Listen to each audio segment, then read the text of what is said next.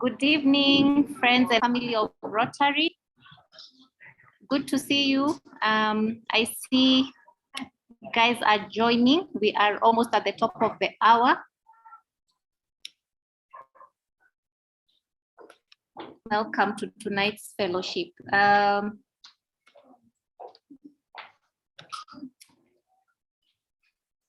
The guys that are already at Sundowner are also just settling in. Yes, as we wait for the quorum, you can kindly unmute and introduce yourself to fellow participants, especially for the guys joining us online. I see CP Njoki is in the house. Hi, CP. Hi, how are you? Awesome to be here. Awesome to be here. You can introduce yourself to fellow participants, especially for the guys joining us online. Yep, sure. I see CP Njoki is in the house. Hi, CP. Hi, how are you? Awesome to be here. Awesome to be here.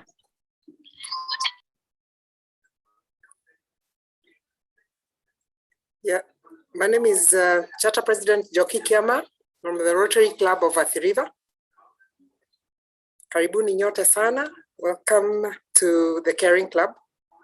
My classification is Human Resource, and glad to have you all visiting our club today. Thank you very much.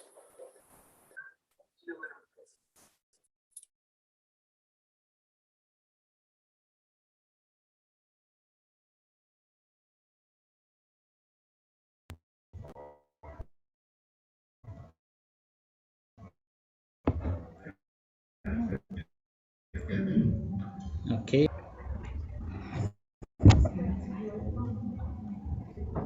Anyone else? I'm seeing Professor Alex, you want to introduce yourself? Yes. Good evening. Glad to be here. My name is Rotarian Alex Gatoto from, actually, sorry, the president of RC Nairobi Upper Hill. Happy to be here with some of our members who have also joined us.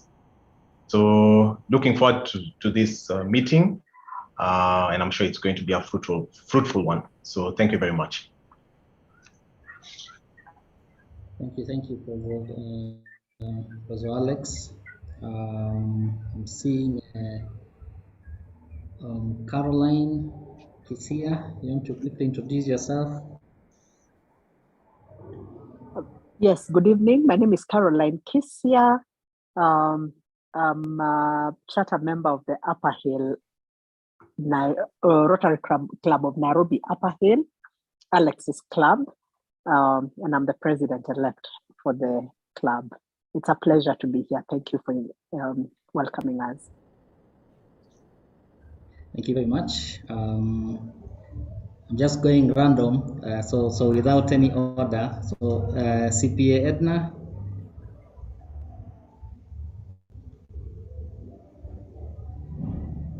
CPA Edna, you want to introduce yourself?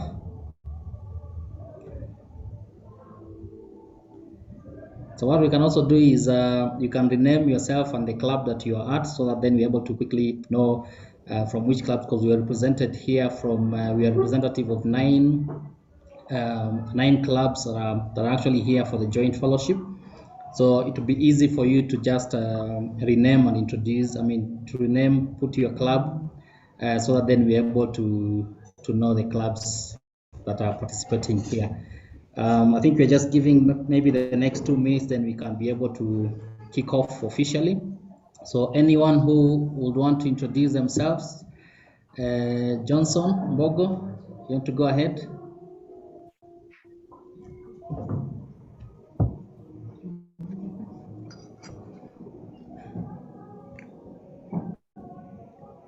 Okay. Good evening, Rotarians. Yes, CP Edna. Go ahead. Good evening, Rotarians. How are you? You do well. Now, my name is Edna Inyangala from the Rotary Club of Bamburi. My classification is finance. I'm happy to be here. Thank you very much, Professor Edna.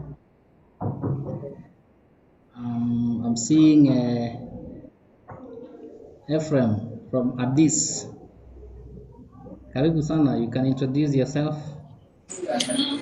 Okay, good evening to you all Rotarians and friends of Rotary. I'm Ephraim Branu. I'm from the Rotary Club of Addis Ababa Central Mela.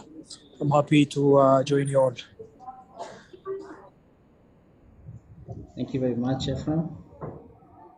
Maybe one more person. I'm seeing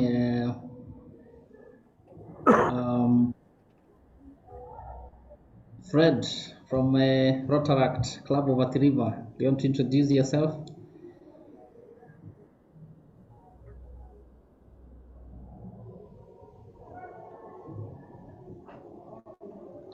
Okay, Rotarian Ida. You want to introduce yourself?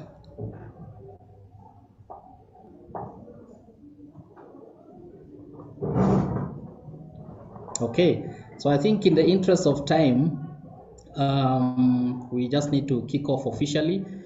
We are at Sundowner here in Athi River with a number of Rotarians. I guess you can all see them. And I think it's more of a physical engagement here. Maybe they can shout out and say hi. Hello. Yeah, so welcome all. And I guess then we need to just move to the official protocols around it. So let me start off the meeting officially. And maybe we have a toast. If you have a glass, you can raise it up. If you don't have, you can put your hand on your right hand on your chest.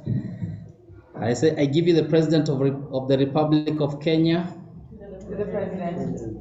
To the President. To the President.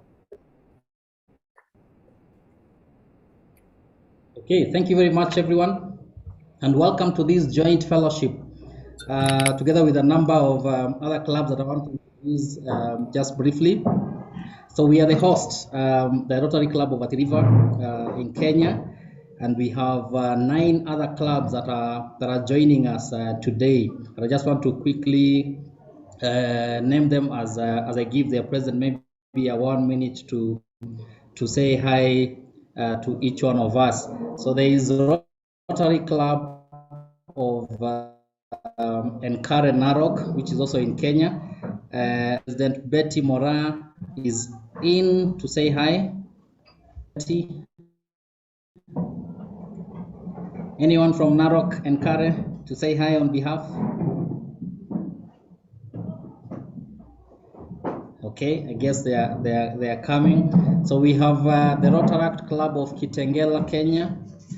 I don't know whether President Jerome Aska is in.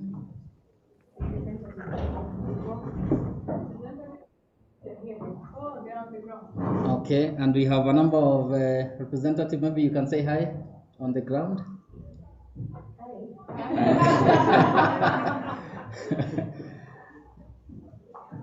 Yes, so we have a representative from Rotaract Club of Kitengela here. We have Rotary Club of Embu, also in Kenya here. So we have President David Njoroge. I don't know whether you are in.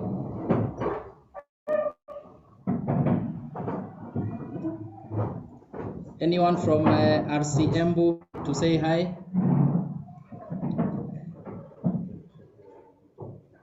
Okay, I guess they will join us. We'll give them an opportunity. I don't know whether Lawyer Tum is in, President Lawyer Tum. President Lawyer Tum.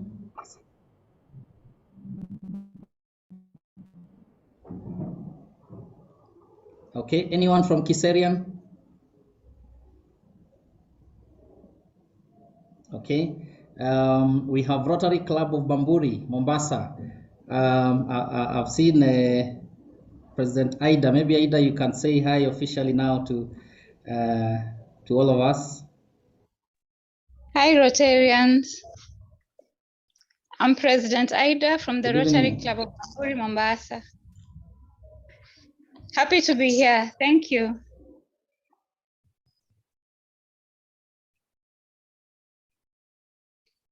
I think I'm with one of my members, Edna, and some are still joining in.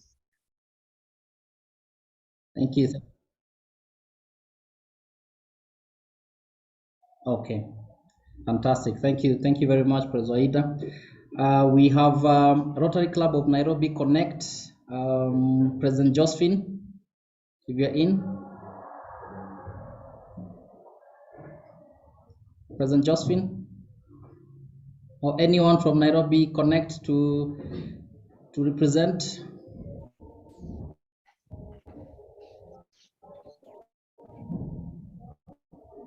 Okay, we have RC Upper Hill, President Alex. Maybe you can say hi now officially.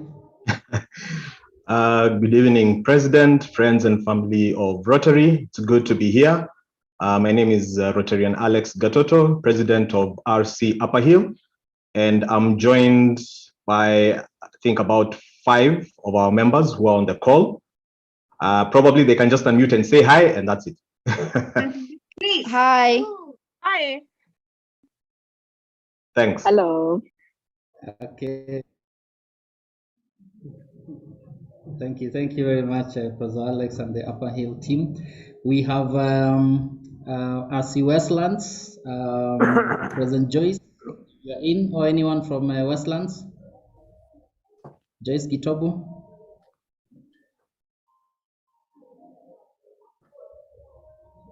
Okay. We have finally RC Addis Ababa Central Mela, President Ephraim. You can unmute and say hi officially and the greetings from Ethiopia.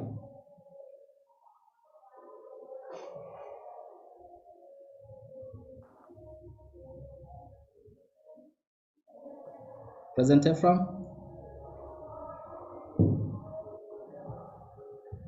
Okay, he was just in shortly. So I think these are the clubs that are represented.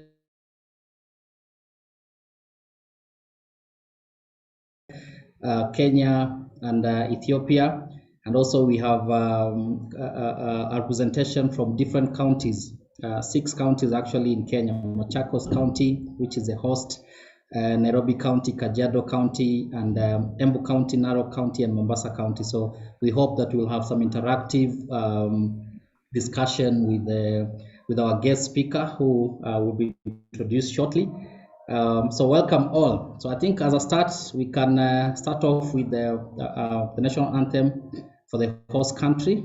Then now we move to the normal protocols of Rotary.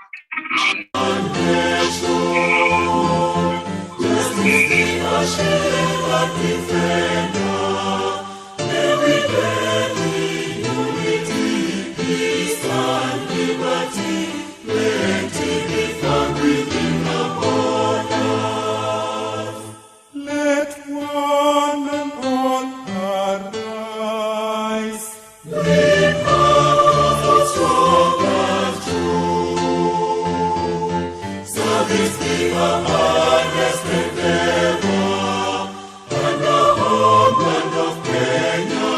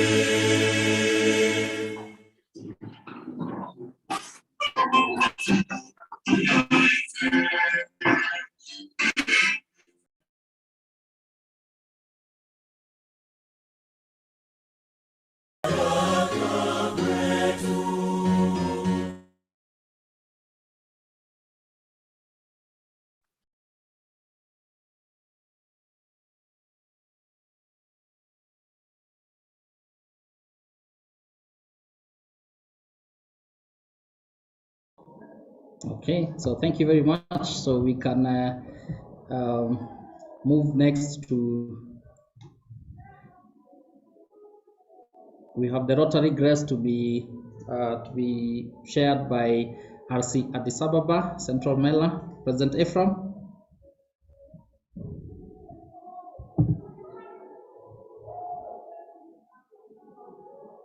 President Ephraim, are you there?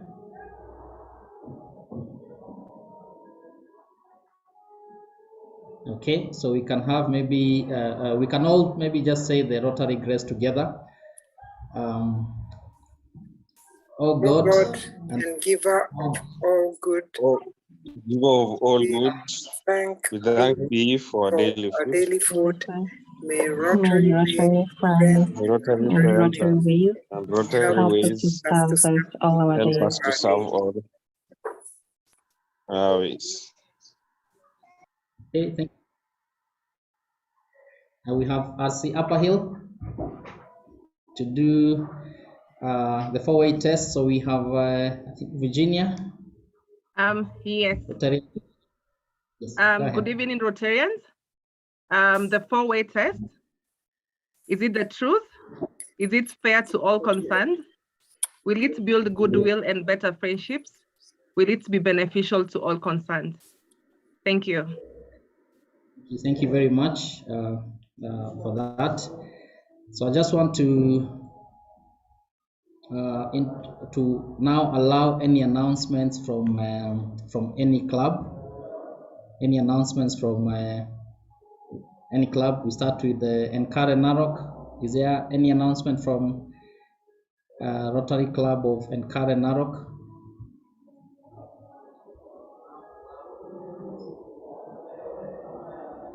Okay. Rotaract Club of Kitengela, any announcement from your end? Yes, there's an announcement. To welcome you to our installation on the 23rd of July at Sandalwood Hotel. Tickets for Rotarians will be found at you. All are welcome and goodbye.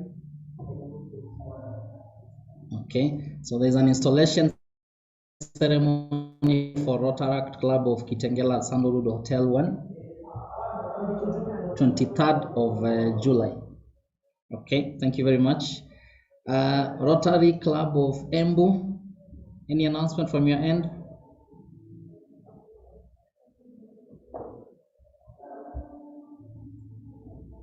Okay, Rotary Club of Kiserian, any announcements?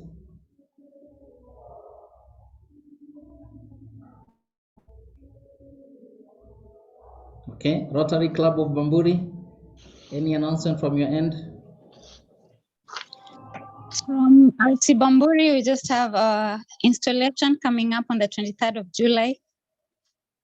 You're all welcome in Mombasa, that is. Thank you very much. Rotary Club of Nairobi Connect, any announcements?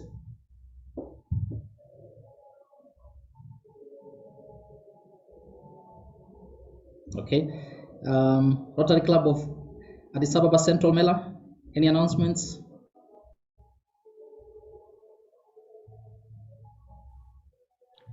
Yes, we Okay, have a Rotary handover Club. ceremony on Saturday, this Saturday.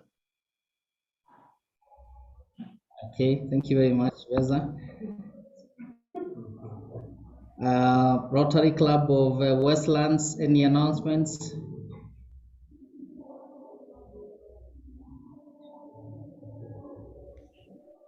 Rotary Club of Upper Hill, announcements?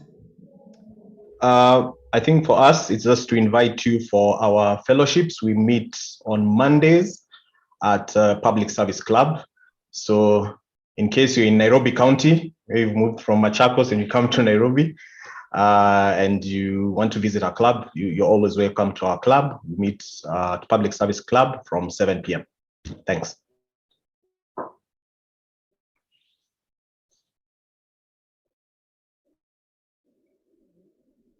River, any announcements?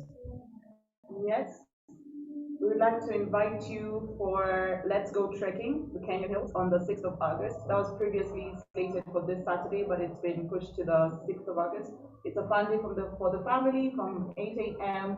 to 1 p.m. and scholarship to follow until last Rotarian standing.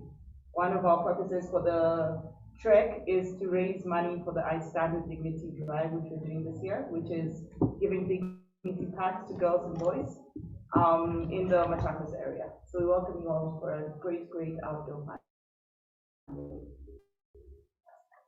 Thank you very much. So Rotary Club of Athi River has a family fun day, which is also a trekking event to raise funds for a project that it's more of our signature project, that I Stand with Dignity, that will be on 6th of August. So all are welcomed, and we'll be able to see a number of the engagements around it, I think, to follow on social media and other communications. The guests, any guests aside from our guest speaker, any guest in the house would want to just understand your name and what you do, and so that we're able to welcome you. So we start with the online group. Any guests, friend of Rotarian, invited guests aside from our guest speaker, anyone online who would want to introduce themselves?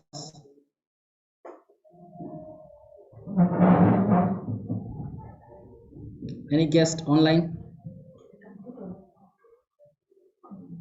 Okay, so if you happen to come in, or maybe if you don't want to introduce yourself on the speaker, you can just put on the chat that you're a guest from and the specific club that you're a guest from.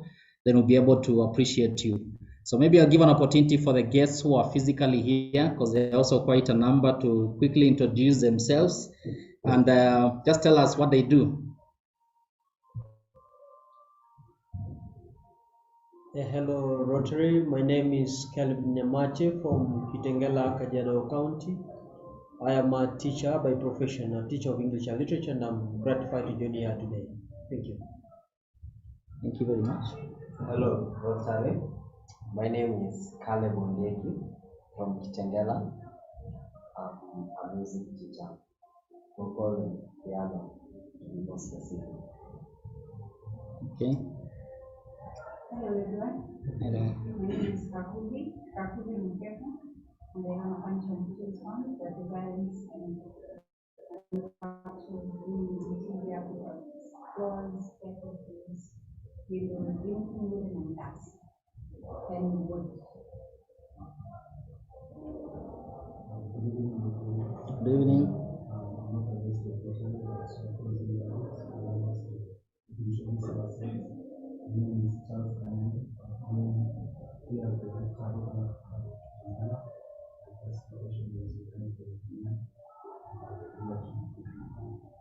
Thank you.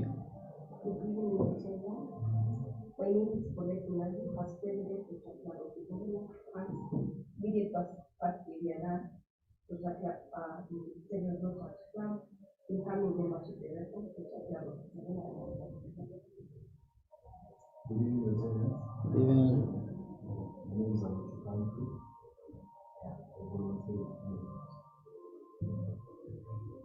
Good evening, everyone. Good evening. My name is Vivian Tobu. I'm in sales and marketing and also the interior design. I'm an aspiring member of the Rotary Club of Athi River. Glad to be here. Thank you very much. So sorry everyone who is online. Sorry everyone who is online. I think maybe you did not hear the introductions, but there are several guests from our side physical here, and we hope to interact with them after the session for more discussions, as we also do our scholarship. So I think, oh yeah, okay. Go ahead. Hi, I think I'm blended. Yes. So my name is Shiko. Wanjiko Mugo. Shiko is preferable. I'm a lawyer, a baker, many things. Yeah, and I've been on your WhatsApp group for a minute, and I think I sent a message to someone and said I'll come for this committee. So yeah, I look forward to joining on that. Okay. Okay, great. So I think we move to the next session, which is actually the main focus of this engagement, and we would want to call upon RC Bamburi Mombasa, President Ida, to share the bio for our speaker as we welcome our speaker to engage with us for today's discussion. Thank you, Mr. President. Good evening once again, Rotarians. It's a pleasure introducing our guest. He currently serves as an executive director for Amnesty International Kenya. As Amnesty's spokesperson and chief strategist in Kenya, he leads a team of committed investigative researchers and campaigners working to end human rights abuses and realize the rights and freedom captured in the Constitution of Kenya. Over the last 30 years, he has worked and volunteered on the boards of some of the most influential international organizations in the world. That includes ActionAid,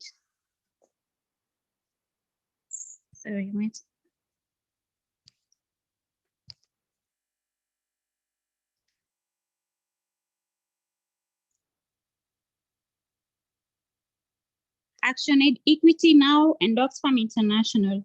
In these capacities, he has advised several African governments, the African Union, and the G8, among others.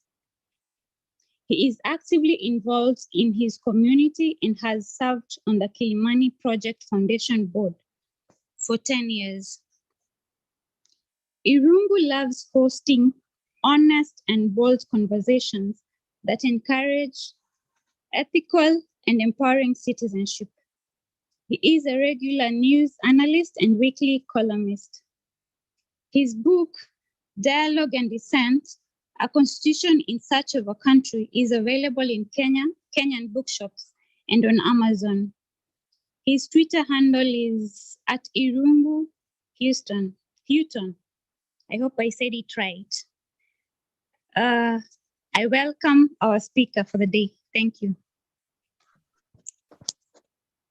Thank you.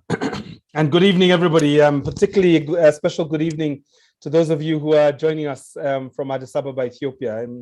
I was invited initially to just speak to Rotary members of Athi River, and lo and behold, having accepted, I'm so glad I did, because I'm able to speak with people from several counties across the Kenyan Republic, but also really to speak to our sisters and brothers over in Ethiopia. I've been asked to speak for a few minutes on really restoring the power of the vote. And this is a discussion that is not just useful for Kenya, but I think also for Ethiopia as well. So I'm gonna speak for the next few minutes basically in three parts. The first is really to give a history to the vote and why the vote is sacred and really probably a more powerful tool than even the national IDs that we have in our wallets and our purses, and definitely much more important than our credit cards. I'm going to then talk a little bit about what's at stake with this particular elections and some of the considerations before I close off with some propositions or some ideas about how we can actually improve the degree of openness and the quality of our democratic, I guess, our democracy. So let me start with the obvious. And the first one is that, Kenya is facing an electoral reckoning once again. In the next few days, we will go to the polls to vote for 6 levels of government. And this moment is not really just is not a contemporary moment. It's also a historic moment. And why do I say that? Because it is not very long ago, in 1920, and perhaps there are a few of us who are alive then, when only Europeans, Arabs, and Asians could vote for government. In the colonial era, for most of the 40 years or so of colonialism, the vote was denied to African people. It's only until 1961 that we saw universal suffrage or majority-based elections. And unlike the Americans, Kenya was even more progressive because it didn't take women, Kenyan women, 100 years for them to vote after Kenyan men had voted. It really took just one single moment, which is in 1961, both men and women, African men and women, went to the ballot booth and voted in that first historic election. The 1960s, 70s, 80s and 90s were really periods, dark periods of elections. In many cases, these were elections that were one-party states. They were controlled by the presidency. Some of us even remember the Mulolongo, what do you call it? The queuing the elections, where you had to queue behind your candidates. And of course, the differences that we saw between what we saw and what was announced was startling in many cases back in the 1980s. The decay within our democratic, kind of environment really went into meltdown in 2007. In 2007, post-election violence claimed the lives of 1,000 people. Hundreds of thousands of people were displaced, and we saw really Kenya hit rock bottom. It's only 3 years later that we were able to pass a new constitutional order, and that constitutional order essentially established, for the purpose of this discussion, two very important articles.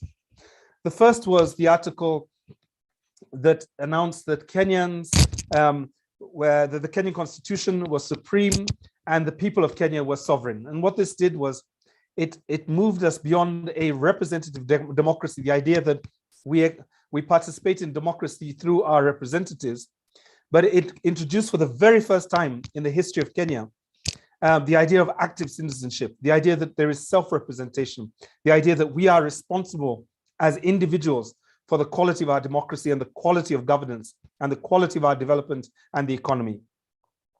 The second clause was Article 81. Article 81 is a very simple article and is probably the most critical thing that we need to be aware of in this moment. It says simply, all eligible voters must vote, all votes must be counted, and the voting must take place in an environment that is free of bribery, intimidation, and violence. The point, I think, of these two particular articles was to essentially establish that the idea that freedom requires active citizenship and it requires vigilance. And 5 minutes in a booth is not sufficient to produce the quality of governance that's required. So as we lean into this electoral cycle and as we come to the end of the campaigns, we need to just take stock of the environment in which we're operating. And I think there are a couple of things more recently. We had another meltdown in 2017 where historically, not just for Kenya, but internationally, the judiciary struck down the election of an incumbent, and we had to go to the polls a second time. In many ways, that was probably the most important wake-up call for the elections infrastructure. What it said essentially was, if we don't fix our elections systems, we are definitely not going to avoid the kind of violence and the kind of destabilization that every election has had since probably 1961. The second recognition was that we had done too little to invest in elections infrastructure between 2017 and 2022. We had a lot of energy went into the Building Bridges initiative. Too much of the energy went into extending or expanding the teams rather than thinking about the referee, supporting the referee, and also ensuring that the ground was level for all political parties. In any case, the BBI attempt ran into problems with the court, and as we know, it was basically struck down. The second challenge we've had is essentially a large degree of underinvestment in the capacity of the Electoral Commission to be able to do its work properly in between these two elections, 2017 and the current one. We've also seen last-minute electoral laws, some of which were struck down, fortunately, in the sense that there were a few laws, like, for example, the amendments to the Election Act that essentially tried to reduce the transparency and the accountability of candidates that might come to these elections with dirty money. So what has this produced in terms of the electoral moment? First of all, we saw a low turnout in terms of voter registration. 6 million people were eligible to get voters' cards. The Electoral Commission went after had a target of 4.5. Only 1.5 registered. That is 30% of the targeted amount, not even of the possible number of people who could have registered. We have large numbers of apathy and resignation. And as we speak now, I think the figures still stand at there are 14% of the registered voters who are still undecided a few weeks from the election. What does that mean? It means a number of things. 14% is definitely enough to sway an election. So this election, and it'll be good to discuss this a little bit, is not won as we speak today. In fact, there are concerns that are being raised about different parts of the election infrastructure. In fact, today's newspapers reflect a number of these concerns. But the point of this is 14% switching in any direction could ensure that one or the other two of the big parties, Azimio or Kenya Kwanza, take the election on August the 9th. Now, here's some good news.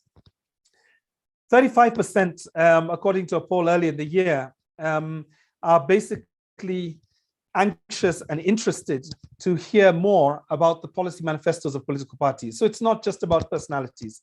It's not just about the SUVs. It's not just about the handouts and the other election offenses that our rallies are constantly reminding us of. But 35% of Kenyans actually want to hear policy ideas. Over the last 6 weeks or more, organizations like Amnesty, like Shofco, and others have been organizing local community dialogues under the hashtag Chambua Uongozi to essentially allow residents to think about the power of their vote, to think about the power of leadership, and lastly, to begin to identify the kind of issues that they would like written into charters, MOUs, and to be discussed in town hall meetings with the candidates that have come before them. The televised town halls that are happening at the level of counties and soon the presidential and deputy presidential town halls are not television moments. They are essentially moments when we, the employers, interview the candidates who are looking for a job. In many ways, I like to say that regardless of their wealth, their power, their privilege, the people that are coming before us as candidates are just that. They are tarmacking and they're looking for work. So it is our moment really to make sure that we match the skills, the experience, and the history of those candidates with the job and the responsibility that they will come to play. I'm going to turn to the third part of this, which is what is at stake. And I'm going to illustrate this in a couple of ways only. The first is this one, is we are in many ways a digital democracy. And what that means is that 11 million people have smartphones. 7 million people have unique social media accounts. You and I, primarily, I suspect you and I are probably on the same 4 or 5 apps. In order of power, WhatsApp, TikTok, Facebook, and Twitter. And I apologize to those of you who are Twitterati Ndamu, like me. You are probably 6th in the number of users in this country. If you're not on TikTok, then to be honest, you have allowed this country to be run by largely 18-year-olds and 25-year-olds, which is where TikTok is. But let me just illustrate the power of digital disinformation and incitement. In the last 6 months, we have seen 3 really important studies demonstrate that Twitter, Facebook, and TikTok are sites of extremism, are sites of malicious disinformation and deep fakes. And in many ways, some of the tension that potentially we could see after the elections will be driven by these very big social media giants. I could go into this a bit more, but let me leave it there. The second most important, I think the thing that is at stake is that the high levels of extreme inequalities we have in this country that produce 24 million people that are denied their basic rights, 4 million people plus who go hungry every night. And at the other end of the spectrum, we have $200 millionaires being produced on an annual basis. At the moment, the number of millionaires are 8,900. And we added 200 in the last 1 year of COVID. The third, I guess, concern is that we have to arrest, particularly in the context of growing indebtedness and a highly defaulting state, we have to arrest corruption. There are 5 projects that were flagship projects of the Jubilee administration. I still call them projects, but I think probably a better term would be 5 catastrophes. Whether they are the dams, whether they are the energy projects, whether they are the grain and irrigation projects, these 5 projects have cost the country 143 billion shillings in terms of corruption. They have resulted in agreements that we will be paying for the next 13 years. And thirdly, this amount, 143 billion, is roughly what we are going to spend on water provision in the next financial year. It is 5 times what we're going to spend on housing for all, and it is 10 times what we are planning to spend on supporting the manufacturing industry. I cannot emphasize more how critical this moment is in terms of ensuring that corruption does not continue into the next administration. The third and last, third and last issue at stake, and this is particularly important, I think, for our Ethiopian colleagues, is that we live in a world in which we can only call it a democratic recession.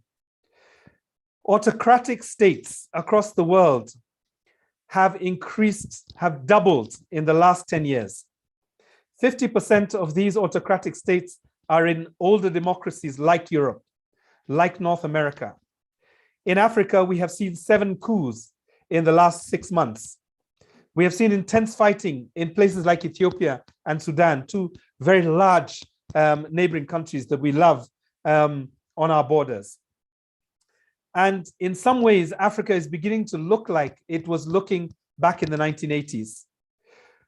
For Kenya, this is really critical, right? And for Kenya to remain an open, representative democracy, it is really critical for a number of reasons. First of all, we are an anchor state for the region, both economically and politically.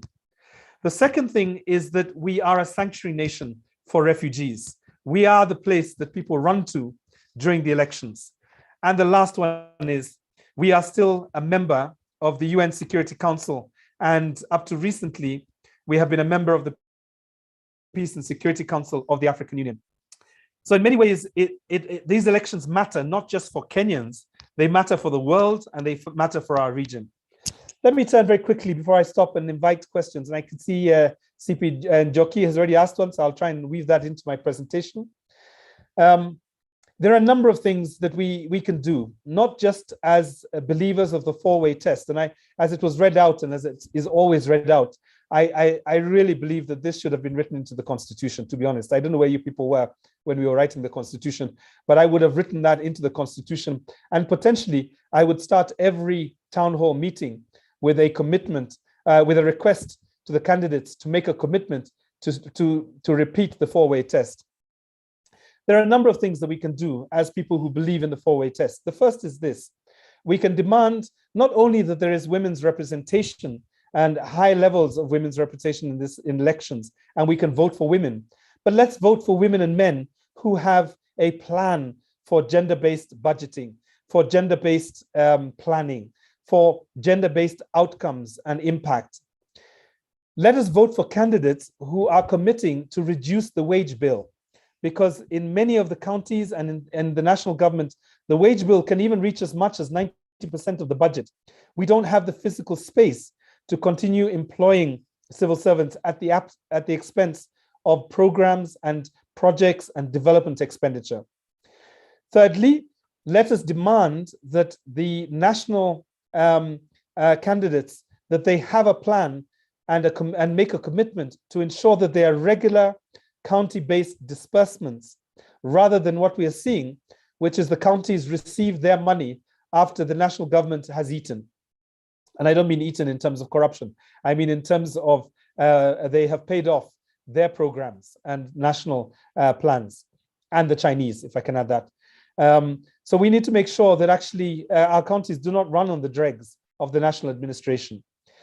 Fourthly, I think let us demand that candidates commit to strengthening and deepening the quality of public participation and budgeting oversight in the coming period. So this, Jockey, would be one of the things that all citizens not only must they vote, but they must engage their candidates at this time. Because if you cannot build that level of accountability at this time, if you cannot create a sense of mandate among these candidates, you will have runaway candidates running away with the national and the county treasuries. So I think that's very critical.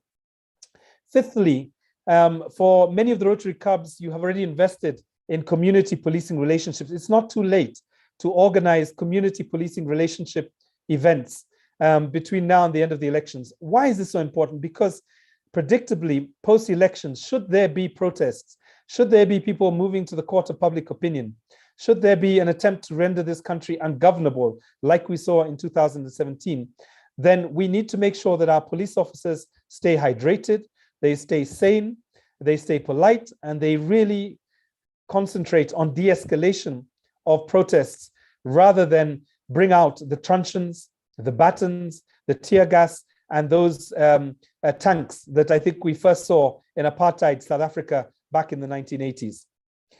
The last thing I wanted to perhaps to comment on this one, before we go into question and answers, is really Amnesty is not a non-governmental organization. We are a membership association of people with values that are very similar to the four-way test. So I often say that one of the proudest things for me to see is to have Rotarians and Amnesty members show up in the same spaces. So I will stop by just inviting you to become members of Amnesty. You can do this by going to amnestykenya.org/register. There is a bonus for those of you who do that before the end of this evening.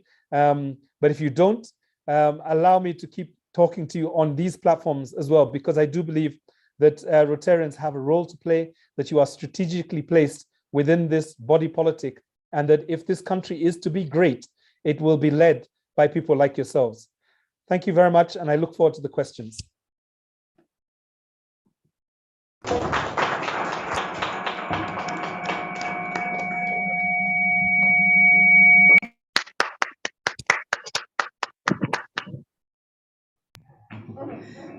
So thank you very much.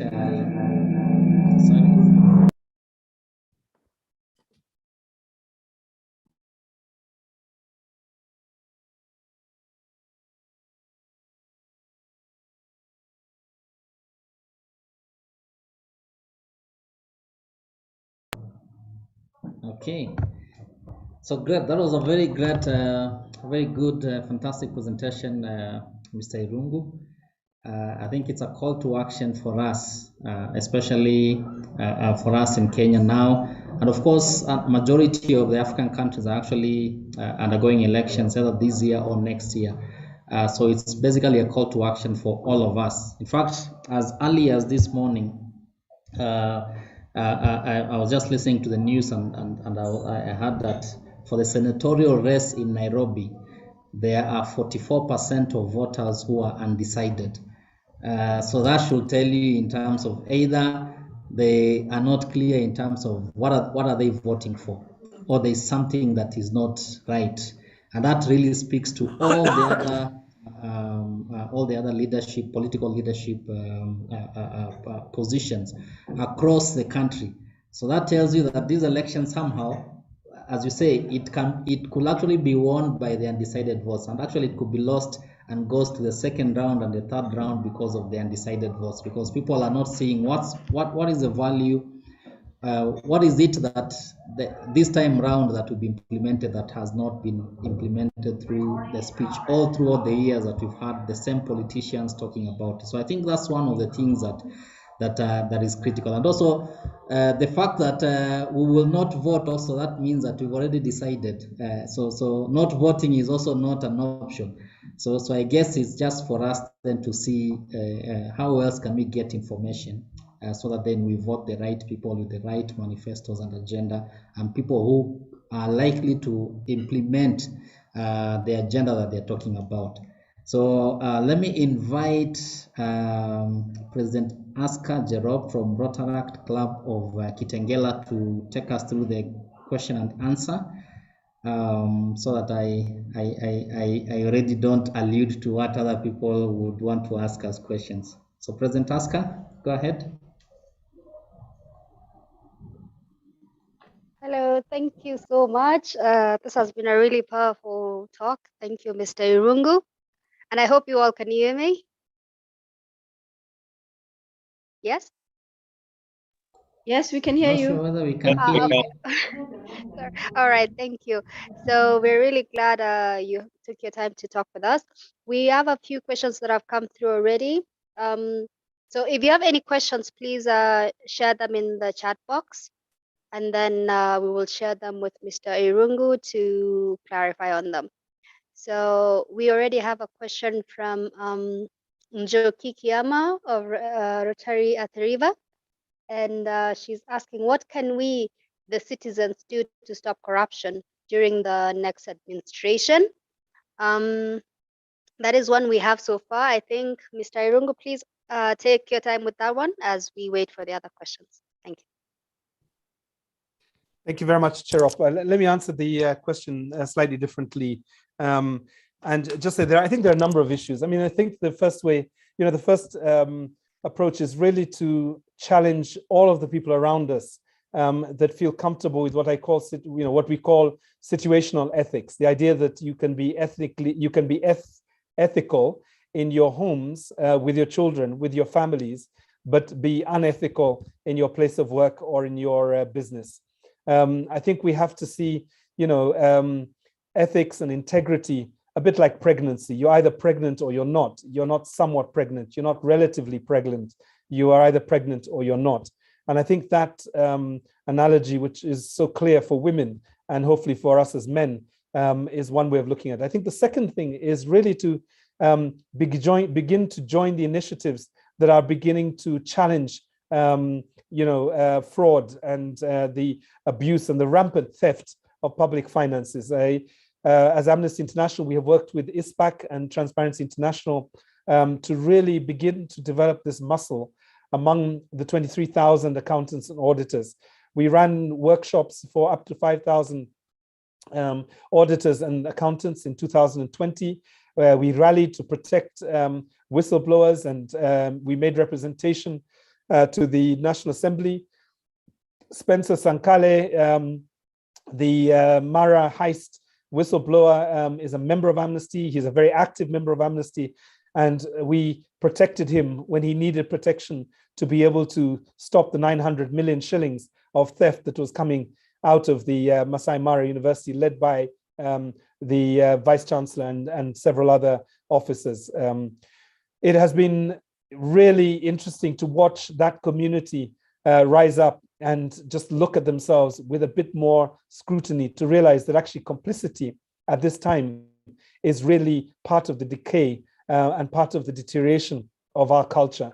There is a time when, actuarial science was the favorite, course. And it wasn't that people were trying to understand uncertainty in order to be able to guide people through this process, but it was really people thinking about how do you create uncertainty for private profit. And I think these are some of the things that we can do.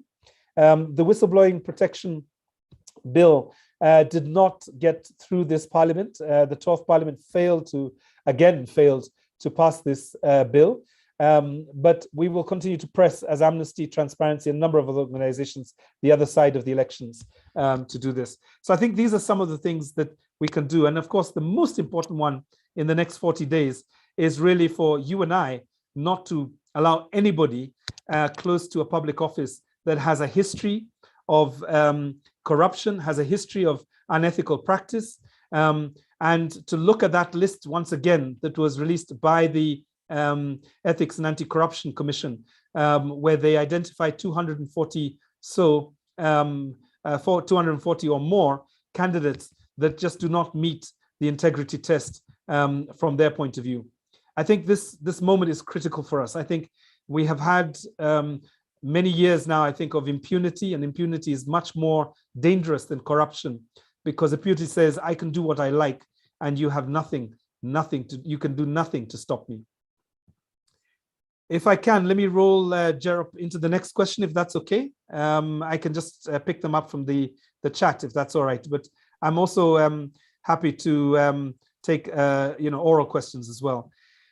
So let me turn to the question of Alex Gatoto. It's a great question. As Amnesty International, we draw the line really on commenting on the infrastructure and the laws and the management of the elections, for the simple reason that it's not within our competency to do this work. We're much more concerned about the electoral environment, the right to vote, freedom from incitement, freedom from violence, and the violation of human rights. But if I can just offer a layperson's comment on this one, I think it is really important that we understand the process. So I think, definitely in response to your second part of your question, there was not enough civic education that was done for these elections. I think there was not enough oversight that was created. There was not enough clarity in the public and among voters particularly, so that we would be able to be vigilant during this process. I went to Parliament, to the National Assembly in the last few weeks of 2017 to present on reforms that were being brought last minute, once again, to the IEBC. And I remember making a case in a committee hearing where I argued that actually the IEBC is not a committee of party agents, because I hear this a lot from the politicians. We have to have 3, you have to have 4, and then we're balanced. The IEBC is not a committee of party agents. It is a structure, it is an accountability mechanism for us, the voters. It is to protect our interests against manipulation by the players. It's the same way that, referees are not referees and what do they call these guys? The ones on the boundaries, but the referees are not really representatives of the football teams. They are there to make sure that the game is fair for those who are watching the game. And I think this would be the response to that question. Yes, reproductive health is so critical. We've seen in the last couple of days an attempt to pass a reproductive health bill that still leaves millions of women open to unsafe abortions. It still does not create the conditions or the guidelines upon which the very limited right to abortion that's in our constitution, the guidelines that would keep women safe, and girls for that matter. And as we're seeing some of the statistics on teenage pregnancies, I think we have the 3rd highest incidence or trend of teenage pregnancies in the world now, according to the statistics I was seeing this morning. The number of HIV infections among married couples and also among young people as early as 10 years of age. These are all concerns that we must be projecting to the political parties and the candidates. On the ongoing conflict in Ethiopia, we have a very active regional program, EFRAM, and they have been very diligent in monitoring the crimes against humanity and the genocide and the mass killings that have happened in the Tigray region, and also increasing now in other parts of Ethiopia. And we have done this primarily because that's our mandate. Our mandate is to identify human rights violations. Expectedly, we have been hammered by one or other, or even 3 or 4 of the different interests in the conflict. And I guess one of the ways I put it is in complex conflicts.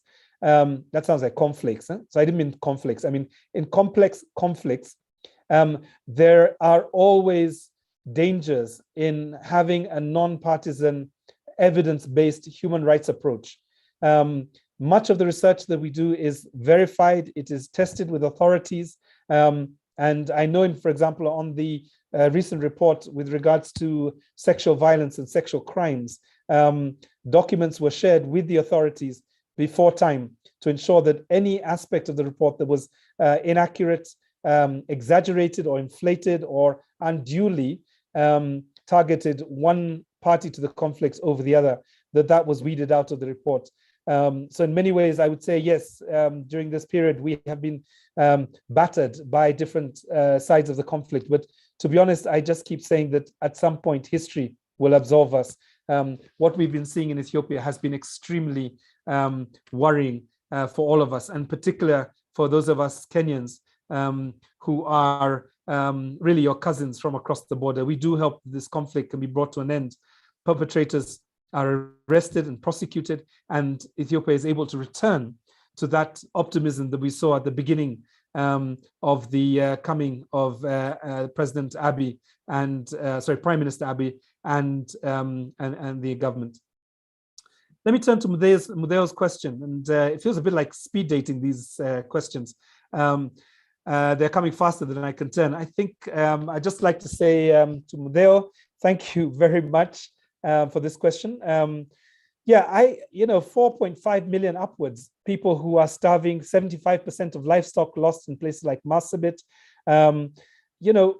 We are facing a climate emergency. I mean, there can't be any way to put this, and we must ask our candidates, what are their strategies for climate smart agriculture, climate smart livestock?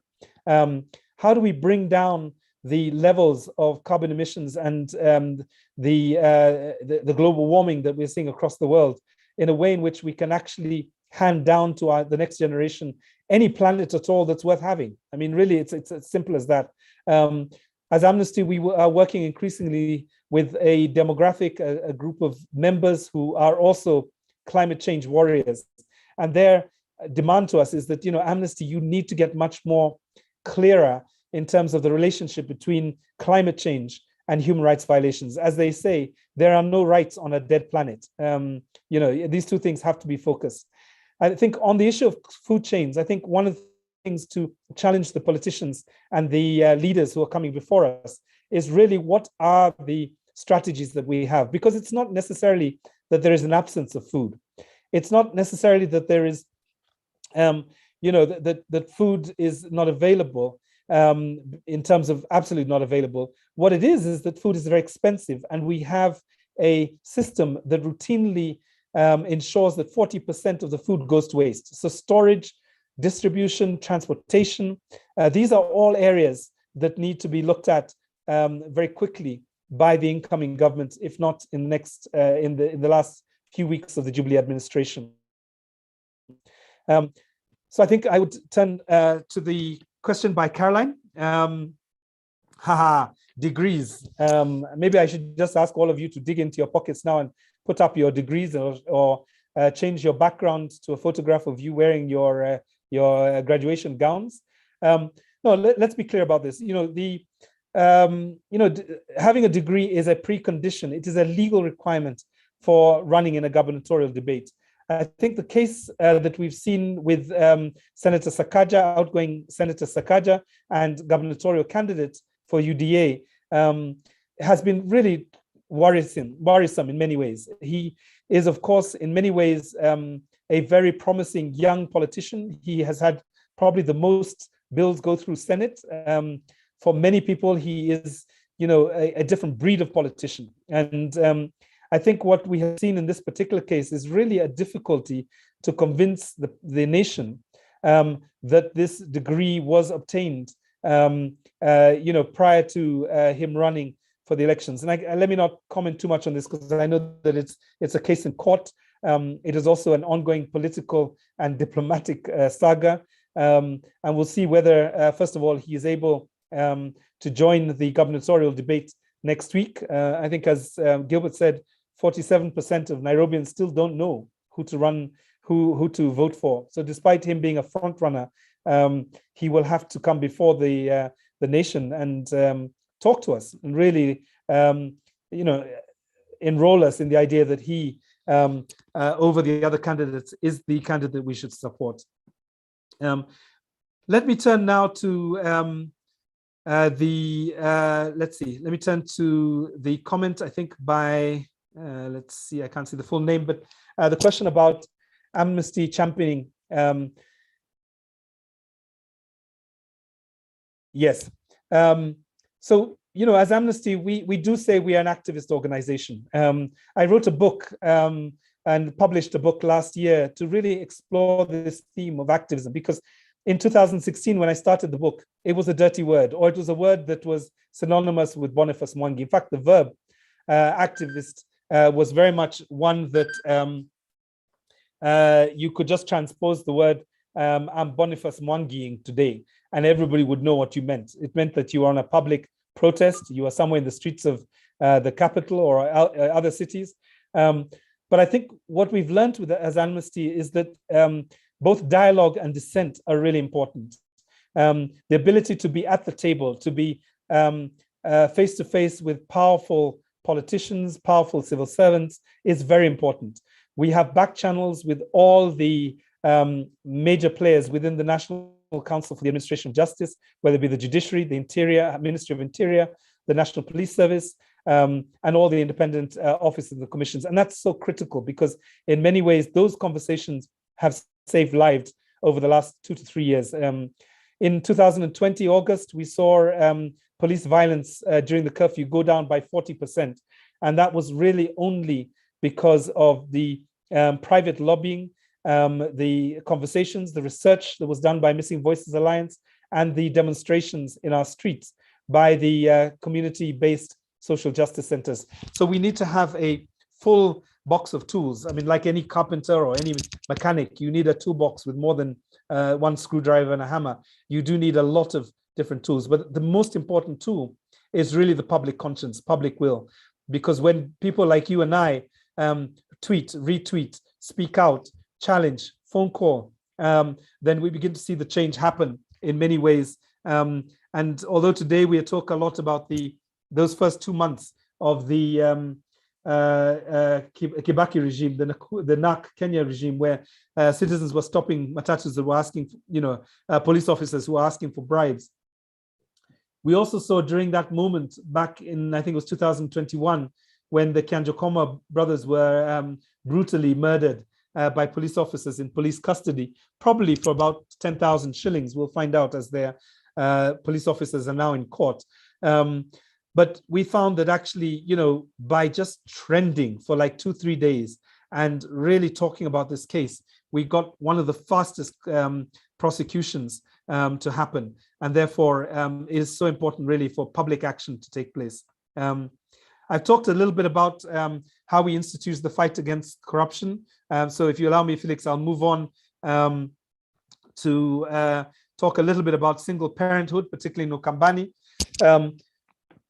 I think it is really critical to look at the quality of parenting and the quality of family. One of the best parts, I think, of the BBI report was really this appeal, this call to action for those of us who are parents, and the call to family values. Not family values like they describe them in the US, but really this understanding that young people are on a direction, a pathway to self-discovery. They are inquisitive, they are rebellious, they are seeking independence. They want to be left to do their things. They want to explore, and that really this is important for parenting.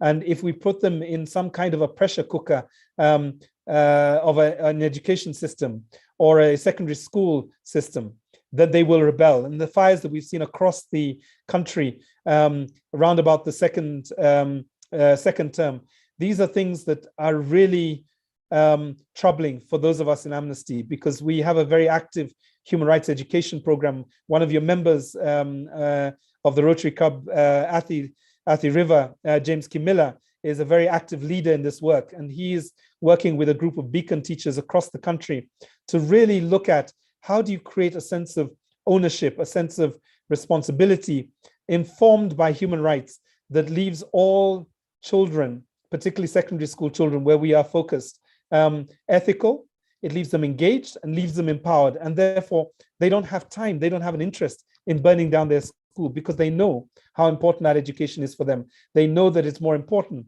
to enter into dialogue with the authorities on the things that matter to them.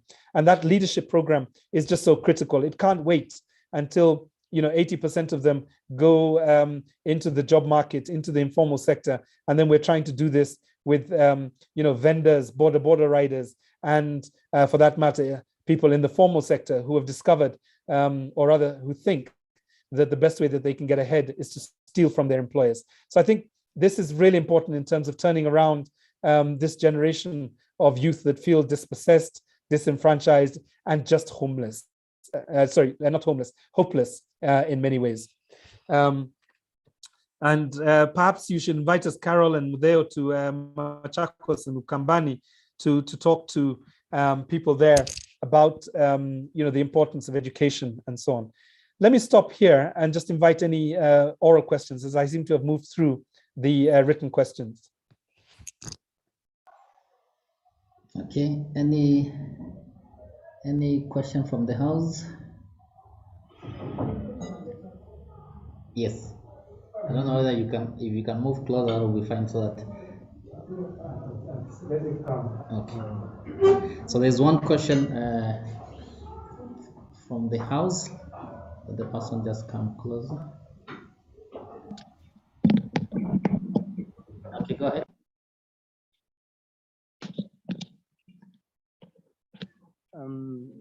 My question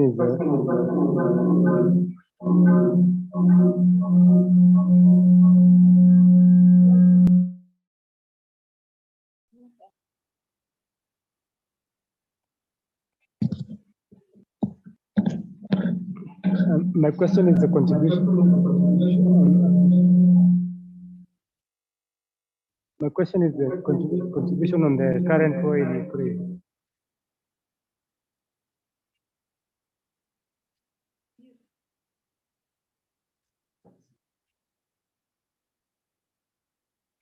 My question is your current contribution is your contribution on the current war in Ukraine.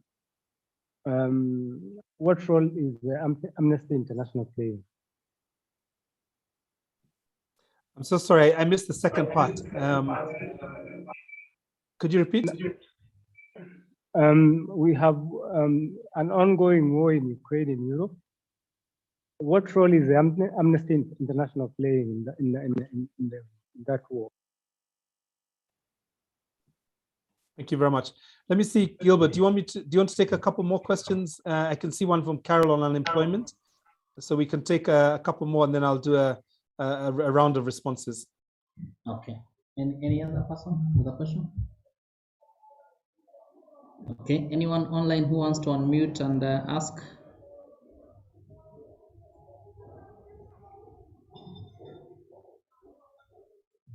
Okay. I guess that's it. Irungu, you can just go ahead with that. Excellent, and thank you for the questions. So let me respond to the first question on Ukraine. So Amnesty has a national office, or rather, let me put it this way. I mean, we still have, but had a national office that was operating publicly in Ukraine. I have a counterpart director, Olga. She was forced into exile. She's now with a number of staff and her family and their families in Poland. They're part of the exodus that happened in those early days that took place. My Secretary General, Agnes Kalamad, the International Secretary General of Amnesty International Kenya, traveled into Ukraine to see firsthand the devastation of the Russian invasion. We have produced, I think, 2 authoritative reports that demonstrate that there has been indiscriminate shelling of civilians. There has been targeting of unarmed populations. And in many ways, Russia will pay one day for the violence that it has brought to bear on the people of Ukraine. Obviously, this is a big political, geopolitical conversation.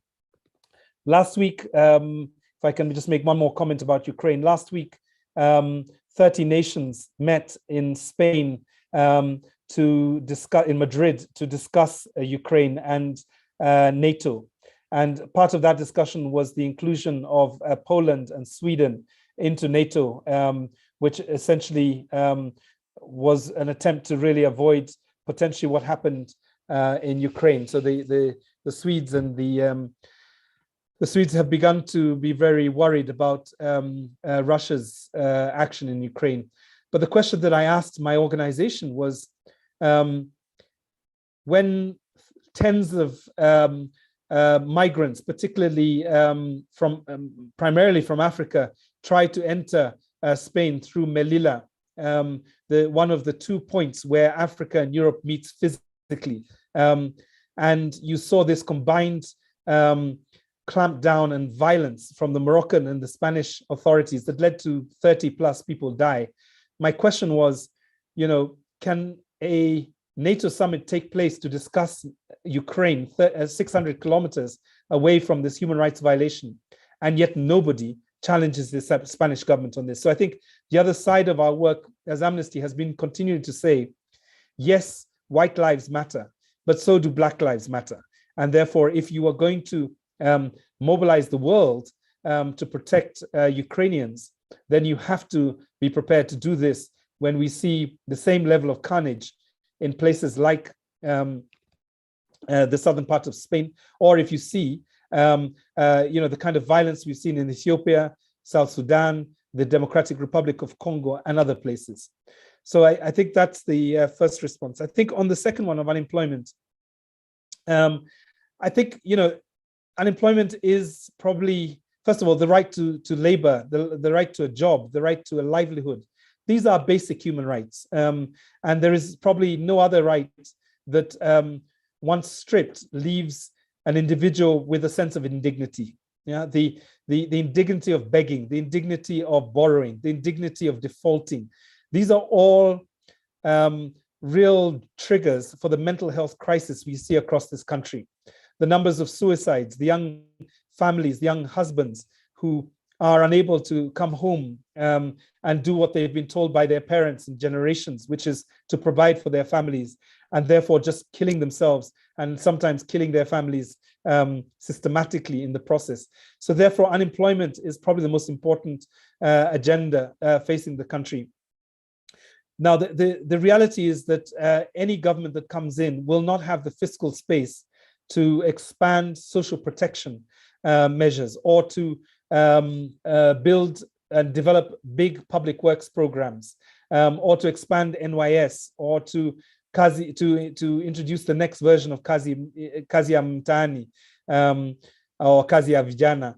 I think the thing here has to be to really think about, the limited resources we've got, and how do we ensure that the levels of unemployment don't get worse in this coming period. Is it to invest in agriculture and make that attractive for people to return to the rural areas to be able to farm? Or is it, to really move and boost manufacturing? But if you have to pay off the equivalent of what you want to pay, what you want to invest in manufacturing by a factor of 10, it just is not going to happen. So I think we have to think a little bit about budgeting, and there's no way that we can do this without public participation. If we don't demand of our leaders that workers, not contracts, tenderpreneur contracts are what matters right now, predictably, we will be left with another round of huge, expensive procurement contracts and very little public works for people. Let me turn to the issue of the independent offices. The independent offices are so critical to this country. They are vital to the vision we had of our democracy, which was the idea that they should not be any concentration of power in any one institution, whether it be the presidency, whether it be parliament, whether it be the judiciary. And we have to protect these independent offices: the National Police Service, the Office of the Director of Public Prosecutions, the Ethics and Anti-Corruption Commission, of course, the Commission of the Hour, the Electoral Commission, the Kenya National Commission for Human Rights. These are really important institutions. Excuse me. They are important, so important that we have to be interested in how much funding they receive. And we have to say to all the candidates that we want them highly funded, because if we do not fund them, then they're not able to manage their functions capacity. We know the routine now.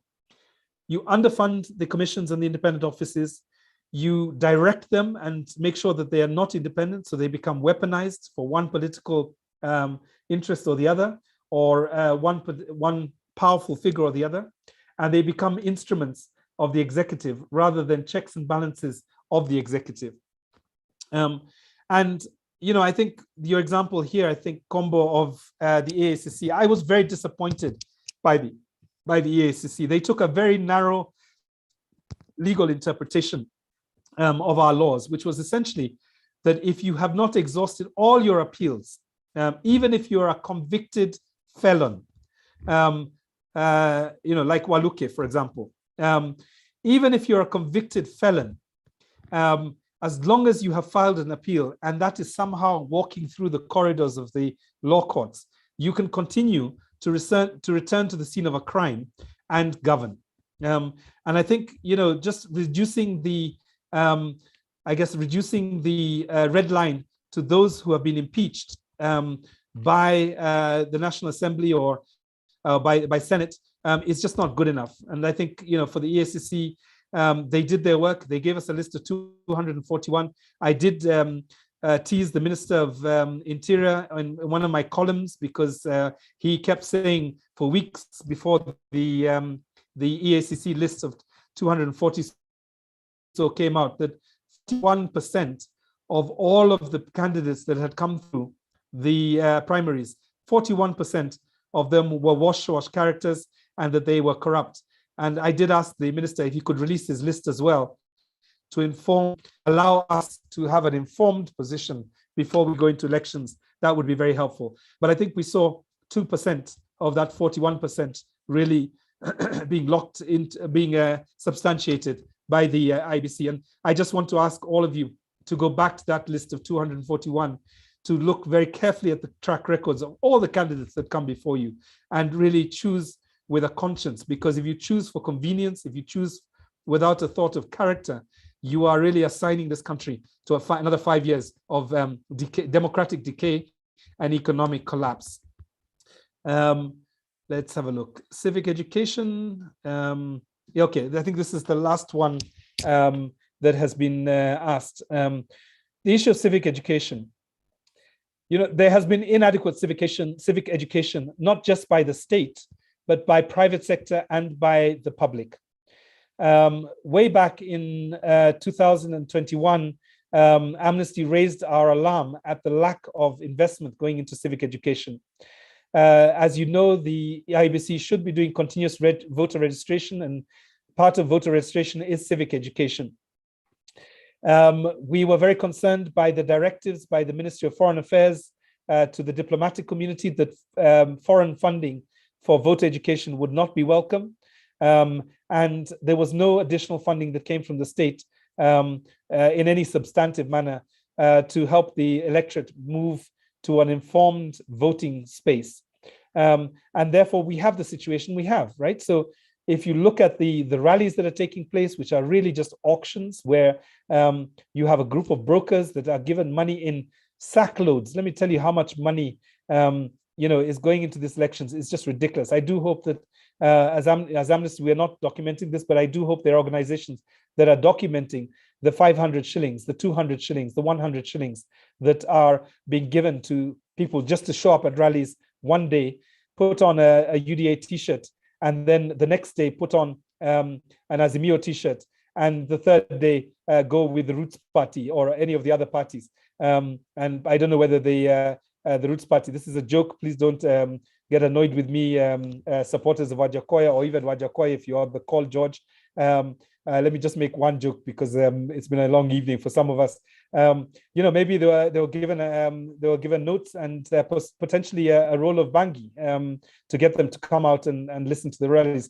But I think it's really important to recognize that actually it is the town hall conversations, it is the residents' associations, it is the public dialogues like the one that's taking place in Garissa tonight, hosted by the Standard and supported by Amnesty and others, the one that's coming up in the presidential debates, supported by Amnesty and others, that really makes the difference in terms of the quality of issues that come before us and the quality of candidates that will come to lead us. So I thank you so much this evening for the opportunity of talking to you. I've seen invitations to come visit. I've seen some of you are in very powerful positions. Some of you are, border riders. Some of you are vendors. As Amnesty International, we have no preference in terms of membership. We encourage everybody to be members.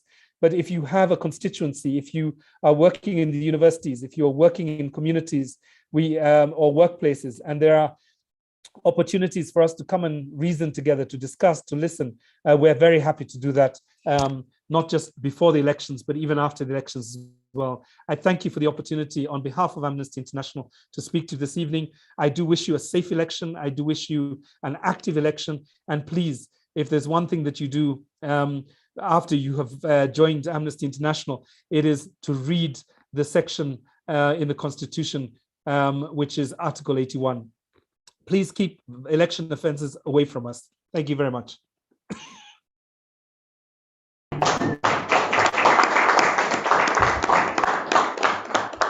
Thank you very much, Irungo. That was an awesome presentation. And as you say, I mean, our civic responsibility does not end with the election. So it's now up to us to see then how then we, first of all, ourselves get educated, like the way you've actually spent the last 40 minutes, over 40 minutes or so, in terms of really bringing some awareness to us. And also now us sharing that information to the networks that we are leading and the different people that we're engaging with. And that's how we'll be able to ensure that a number of people in the different parts of the countries that we are at are able to make the right civic choice that will take this country forward and the different countries that are represented here. So I think without much ado, I want to invite President Josephine from Nairobi Connect to move a vote of thanks on behalf of all of us and all Rotarians and friends that are here. President Josephine, you are there?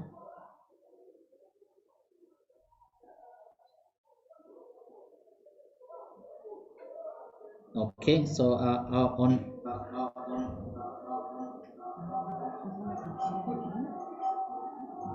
okay, so I want to allow our secretary, Rotary Club of Athi River, to move the vote of thanks on behalf of all of us. Then we pick it from there.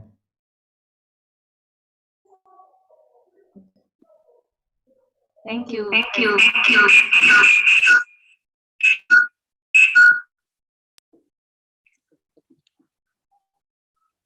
Thank you, President Gilbert. As he has introduced me, I'm Sheila Karoe, the club secretary, Rotary Club of Athi River. And I thank you. This was a fantastic evening. Thank you for all who are in attendance. Those clubs that are co-hosting with us this evening and this fellowship. In fact, this is our first fellowship in the new Rotary year, which begins in July and runs through to June. And so this is our first Wednesday, and it's a good way for us to start, especially touching on a very relevant topic such as what we've been engaging on this evening. And thank you for those who are here physically. Thank you very much. It's quite a good turnout, quite a number of visitors. Asanteni sana, and you're most welcome. And the Rotary clubs that were co-hosting with us this evening, this was great, and we look forward to further opportunities to collaborate for our events and also for the projects that the different clubs are having. And for the Amnesty International team, we are grateful. Thank you very much. This was good. This was very relevant. And our guest speaker, Mr. Rongo Houghton, thank you. This was great. We could even go on and on. It's just that we also have to attend to other things, but you've taken us through in a very, we were able to follow you, if I can put it that way. This was great, and we appreciate. And we also will pick it up to see opportunities on how we can engage further the work that you're doing as Amnesty International, and also the work and the sort of awareness and impact that we seek to create as Rotary and Rotary clubs. Thank you. So with that, I will hand over back to President Gilbert. Over to you.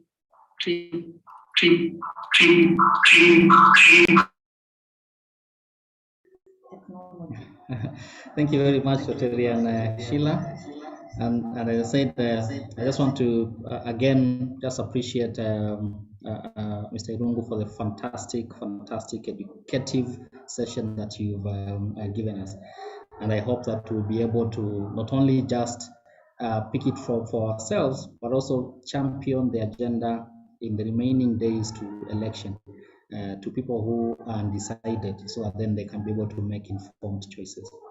So I think I would want to share that the various SAs for the different clubs. I think you'll engage with your different clubs, since this is a joint session. We will not go into the SAA moments, so you'll engage with your clubs separately in your different forums to see how that will go through. But I think as Rotary family, and on behalf of Rotary Club of Athi River, on behalf of Rotary Club of Enkare Narok, on behalf of Rotaract Club of Kitengela, on behalf of Rotary Club of Embu, on behalf of Rotary Club of Kiserian, on behalf of Rotary Club of Bamburi, Rotary Club of Nairobi Connect, Rotary Club of Addis Ababa Central Mela, Rotary Club of Upper Hill, Rotary Club of Westlands. We are very grateful, and we look forward to engaging with you more and more. I think now that I've mentioned all the clubs, and on behalf of all the clubs that I've mentioned, I think I want us to do a final toast, so that then we're able to close the session and allow us to engage in our different spaces. For those who are together like us in a central place, then we can be able to continue with our meals and drinks and have fun for the night as we depart. So allow me to repeat again, this time round is for the closing toast. So on behalf of Rotary Club of Enkare Narok, on behalf of Rotaract Club of Kitengela, on behalf of Rotary Club of Embu, Rotary Club of Kiserian, Rotary Club of Bamburi, Rotary Club of Nairobi Connect, Rotary Club of Addis Ababa Central Mela, Rotary Club of Upper Hill, and Rotary Club of Westlands, and the hosts, Rotary Club of Athi River. I give you the I give you Rotary the world over. Rotary and Rotary world over.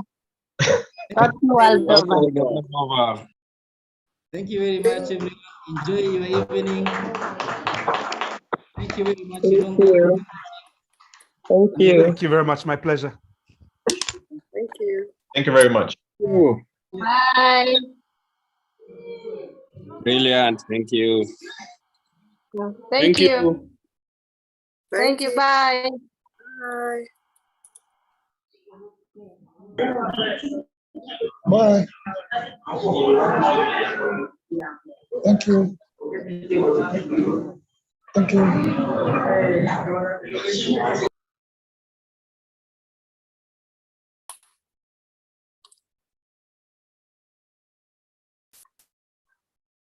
Bye.